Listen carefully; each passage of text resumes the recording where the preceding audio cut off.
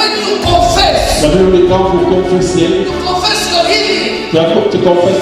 Because your lips can build your life. Every morning when you wake up, Chaque matin quand tu te you réveilles, go to the mirror. tu vas vers You need to stand firm in your faith, even when the situation is still the same. Because you will make the promise. parce que celui qui a fait la promesse. It's faith. So you demonstrate faith, you cannot resist God.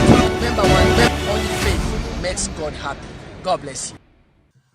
Bonjour, bonsoir bien-aimés. Je suis le pasteur Jules Kalufando de l'église La Foi Agissante à Dublin en Irlande et aussi à Kinshasa. Aujourd'hui, j'ai la grâce et c'est un privilège pour moi de partager ce message avec vous, le serviteur de Dieu et les servantes de Dieu. Le thème de mon exhortation aujourd'hui, c'est trois choses. Et cela émane ou provient de la révélation d'une expérience que j'ai vécue avec le Seigneur. J'aimerais bien vous partager avec vous. Je ferai de mon mieux de ne pas dépasser 20 ou 25 minutes. Et je vais vous exhorter sur trois choses. Sur l'obéissance, l'imitation, c'est-à-dire imitation, et la prédication. C'est une expérience que j'ai vécue avec le Seigneur et je crois de tout mon cœur que cela va vous aider aussi. La Bible dit dans le livre de 1 Samuel chapitre 15 verset 22, 1 Samuel chapitre 15 verset 22, la Bible dit: les holocaustes et les sacrifices font-ils autant plaisir à l'Éternel que l'obéissance à ses ordres? Non, car l'obéissance est préférable au sacrifice. La soumission vaut mieux que la graisse de bélier. Un jour, j'étais dans ma chambre, j'ai prié pendant la nuit, j'étais à genoux en train de prier. Il faut que je lise le 3 versets. Le deuxième verset que je vais lire, c'est dans 1 Pierre chapitre 2 verset 21. La Bible dit ceci: et c'est à cela que vous avez été appelés, parce que Christ aussi a souffert pour vous, vous laissant un exemple afin que vous suiviez ses traces. Un jour, j'étais à genoux en train de prier. Et la présence de Dieu était si forte dans ma chambre.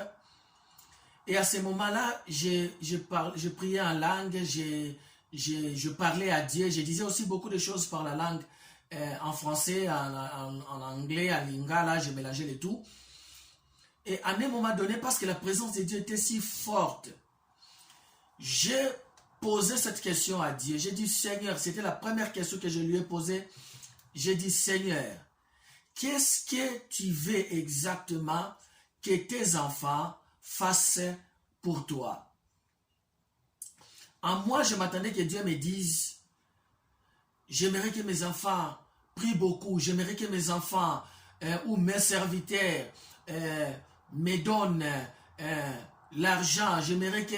En fait, plus encore, je m'attendais sur la crainte de Dieu, je m'attendais que Dieu me dise... quoi encore? La crainte de Dieu, prier beaucoup, lire la Bible, toutes ces choses sont bien. Mais la réponse de Dieu, parce que cette réponse était instantanée, Dieu a parlé dans mon cœur d'une manière distincte. Il m'a dit: l'obéissance, Jules. L'obéissance est ce que je cherche. J'ai dit: Seigneur, c'est tout.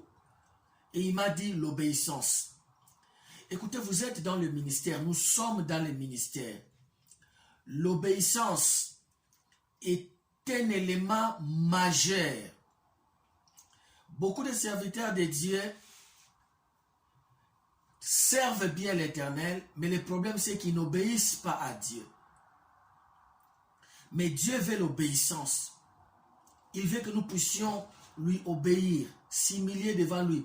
L'obéissance, c'est quoi? L'obéissance, c'est abandonner votre volonté et faire la volonté du Seigneur. Quand un commandant dit à son soldat qui voulait aller au marché et lui dit « Tourne, rentre », et le soldat tourne et rentre, cela veut tout simplement dire que le soldat a abandonné sa volonté et il a fait la volonté du commandant. C'est-à-dire il a obéi. L'obéissance vaut mieux que le sacrifice. J'ai dit Seigneur, mais pourquoi? Il me dit, mais parce que si quelqu'un n'est pas obéissant, même s'il a le sacrifice, il ne saura pas sacrifier parce qu'il n'a pas l'obéissance. C'est une clé dans le ministère. L'obéissance, se soumettre à la volonté de Dieu. Et pendant que je continuais à prier, j'ai compris que l'Éternel m'a répondu d'une manière instantanée et d'une manière distinctive. J'ai posé la deuxième question. C'est cette deuxième question que j'aimerais bien éclaircir et que j'aimerais bien partager un peu en profondeur avec vous. L'œuvre de Dieu, c'est l'œuvre de Dieu. Ce n'est pas l'œuvre d'un pasteur. Ce n'est pas l'œuvre d'un homme. C'est l'œuvre de Dieu. J'ai dit, Seigneur, j'aimerais bien avoir dans la prière, j'ai posé cette question à Dieu. J'ai dit, Seigneur, j'aimerais bien que tu me dises un serviteur de Dieu. Là, je parle maintenant de l'imitation, c'est-à-dire imiter quelqu'un.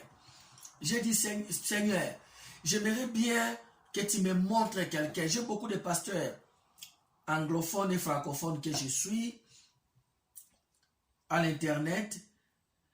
J'aimerais que tu me confirmes un serviteur de Dieu que j'aimerais bien imiter, bâtir mon ministère selon sa façon de faire les choses, selon sa manière de faire les choses.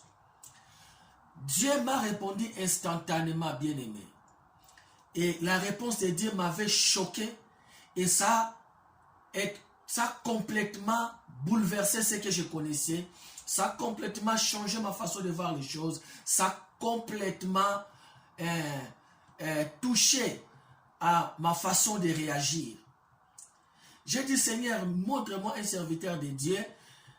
Parmi les serviteurs de Dieu que je suis, j'aimerais bien imiter un serviteur. J'aimerais bien suivre le modèle d'un serviteur de Dieu.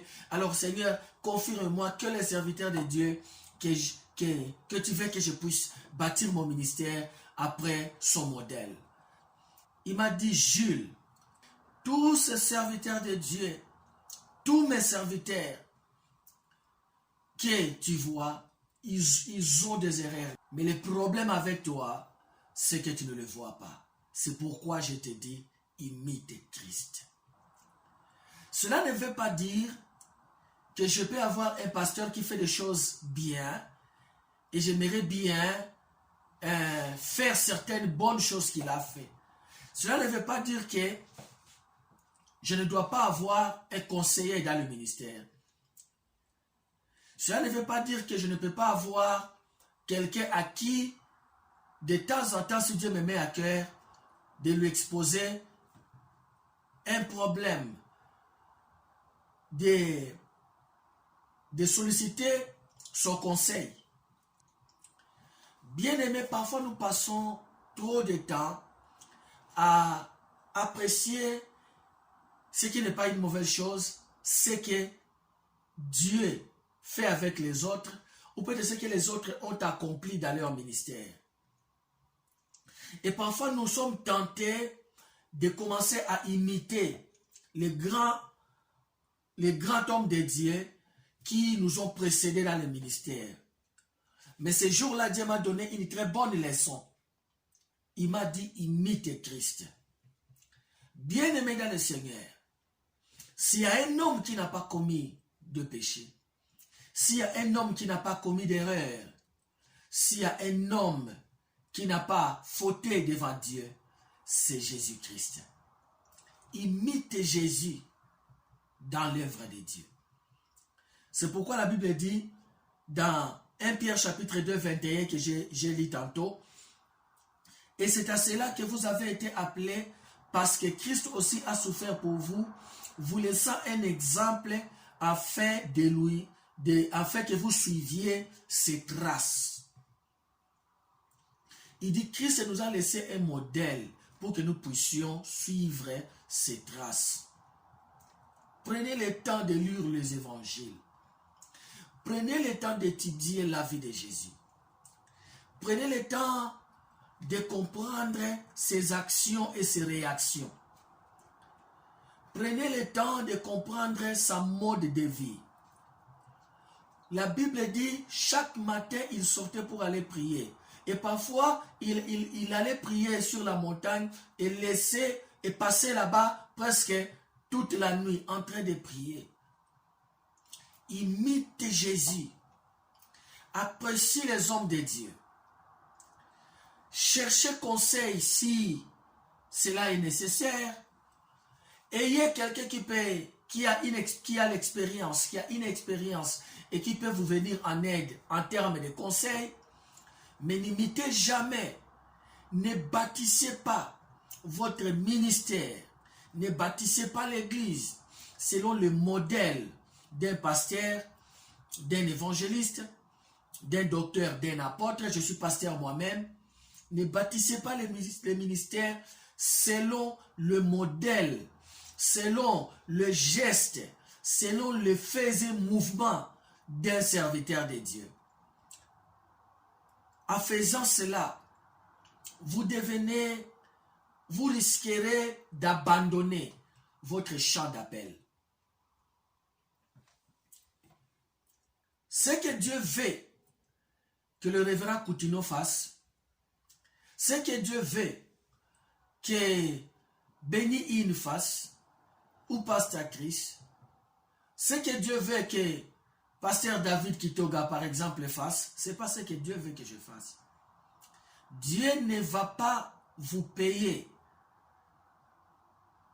parce que vous avez bien fait le travail, mais le travail qui n'était pas le vôtre. Vous pouvez venir dans ma maison et commencer à nettoyer ma maison et vous avez bien fait le travail. Quand j'arrive, je trouve que vous avez nettoyé ma maison, arrangé les choses et vous me dites, écoute pasteur, payez-moi 100 €. Je vais dire oui, mais vous avez bien fait, mais je ne vous ai pas demandé de faire ça. Soyez imitateurs du Christ. Soyez imitateurs de Jésus-Christ. C'est ce que Dieu m'a dit. Je partageais ça avec une servante de Dieu à Kinshasa quand j'étais là. Les larmes ont presque coulé de ses yeux.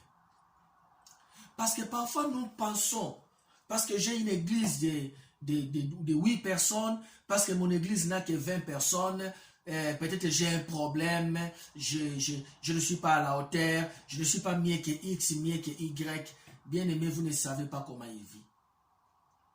C'est ce que Dieu m'a dit. Il dit, Jules, ton problème parce que tu ne sais pas ce qu'ils font. Imite Jésus. Imite Jésus. J'avais dit que je vais partager sur l'obéissance, l'imitation, c'est-à-dire imitation, et aussi la parole ou la prédication. Une fois j'étais en train de prier, je terminais de prier d'ailleurs, et je suis allé au lit pour dormir. Et à un moment donné, j'ai été ravi en esprit. J'ai vu une fenêtre s'ouvrir au ciel. Et Jésus marchait au ciel. Et après, cette fenêtre s'est renfermée. Et une seconde fenêtre s'est ouverte. Et je vis le diable faire descendre des prophètes sur la terre. L'atmosphère a noirci. Et après quelque temps, je vis encore le ciel s'ouvrir comme une fenêtre. Je vis le Seigneur descendre. Quand il est descendu, je me suis retrouvé comme dans une quai, une ligne. On était à 4. Il y avait moi. Il y avait 3 autres personnes qui étaient ces 2 serviteurs de Dieu, mais je ne sais pas qui ils étaient. Le Seigneur est venu, il venait vers nous, il est descendu du ciel, il venait vers nous et automatiquement, je vis sa poitrine. Sa poitrine était transparente et à l'intérieur de sa poitrine, je voyais son cœur. Son cœur était un mélange du feu et du sang. Et quand il est arrivé, il m'a dépassé un peu et il s'est arrêté entre moi et le serviteur de Dieu qui était à côté de moi. Je ne le connais pas. Et il lui a regardé. Là où j'étais, franchement, je tremblais. Je tremblais parce que je me disais, mais pourquoi le Seigneur m'a dépassé? Pourquoi il ne s'est pas arrêté devant moi? Il s'est arrêté entre moi et la personne suivante. Et il a tourné ses regards vers la personne suivante et cette personne-là lui a dit, Seigneur, j'ai besoin que tu me bénisses. J'ai besoin de l'argent. J'ai besoin de bien, Seigneur. Il ne lui a pas donné une réponse. Après, il a fait un petit pas en arrière.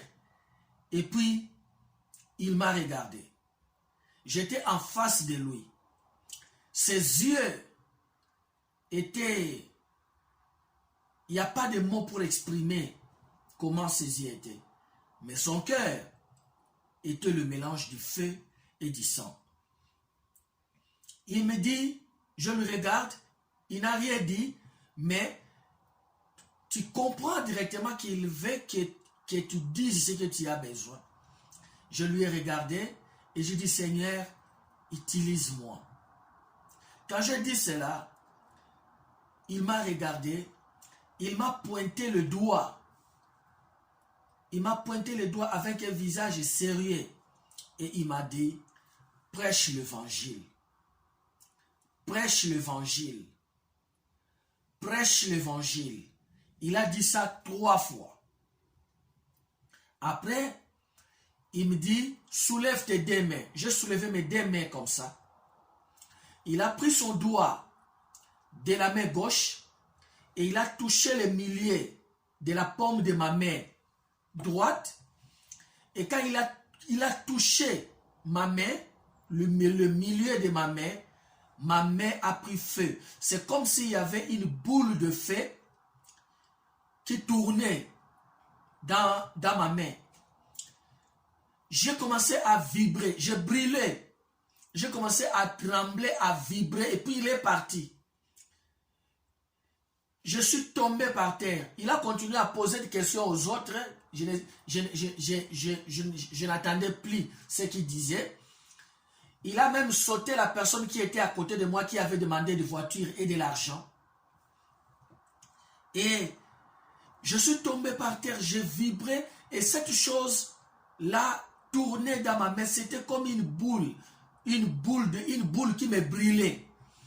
J'ai eu la présence d'esprit de dire, je vais ouvrir ma main pour voir qu'est-ce que j'ai, qu'est-ce qui me brûle. Quand j'ai ouvert un peu, j'ai vu que c'était une boule blanche qui n'avait même pas de feu, mais qui me brûlait sérieusement. Je me suis réveillé.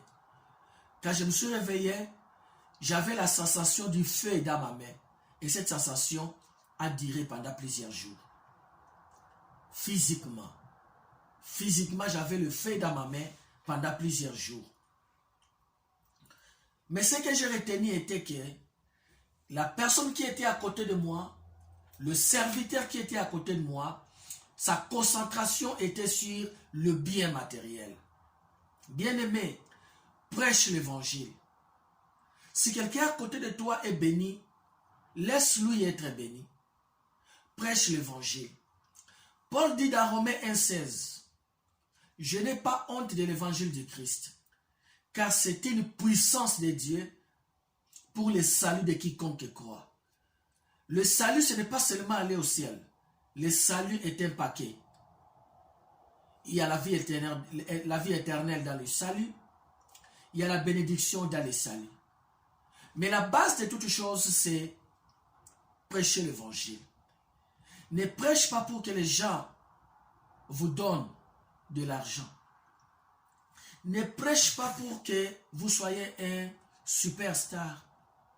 Ne prêche pas pour étonner les gens. Ne prêche pas pour épater les autres. Prêche l'évangile pour que les âmes soient sauvées. Il m'a dit, prêche l'évangile. Prêche l'évangile. Pour clôturer, bien aimé, l'avancement de l'autre ne veut pas dire que Dieu t'a laissé tomber. Ne pensez pas que parce que lui est prophète, que si vous devenez prophète, le ministère va croître. Ne pensez pas que parce qu'il est évangéliste, c'est pourquoi il voyage le monde entier. Je dois être évangéliste. Non. N'imitez personne. Imitez Jésus. Soyez obéissants et prêchez l'évangile. Prêche l'évangile, prêche la parole de Dieu. Prêchez et attendez. Et voyez ce que Dieu va faire. Il y a un temps pour toutes choses. Ne perdez pas courage. Il y a un temps pour toutes choses.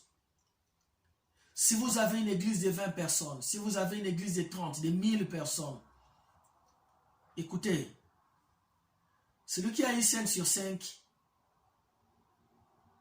il a eu 100%. Celui qui a eu 10 sur 10, il a eu 100%. Celui qui a eu 50 sur 50, il a eu 100%. Celui qui a eu 2 sur 2 a eu 100%. Celui qui a eu 1 sur 1 a eu 100%. C'est-à-dire a réussi 100%. Prenez soin de ce que vous avez. Et Dieu, qui est le propriétaire de l'œuvre, saura quand il faut ajouter. Que Dieu vous bénisse. Seigneur, j'abandonne tes serviteurs entre tes mains. Je prie, Éternel, qu'ils soient pénétrés par l'esprit de la sagesse, par la crainte de l'Éternel, l'obéissance, qu'ils soient concentrés à imiter le Seigneur Jésus-Christ, comme tu me l'avais dit, et qu'ils prêchent l'Évangile, comme tu m'avais dit. Merci, au nom de Jésus. Jusqu'à la prochaine occasion, vous souvenez-vous d'une chose, il n'y a que la foi qui fait plaisir à Dieu. Que Dieu vous bénisse.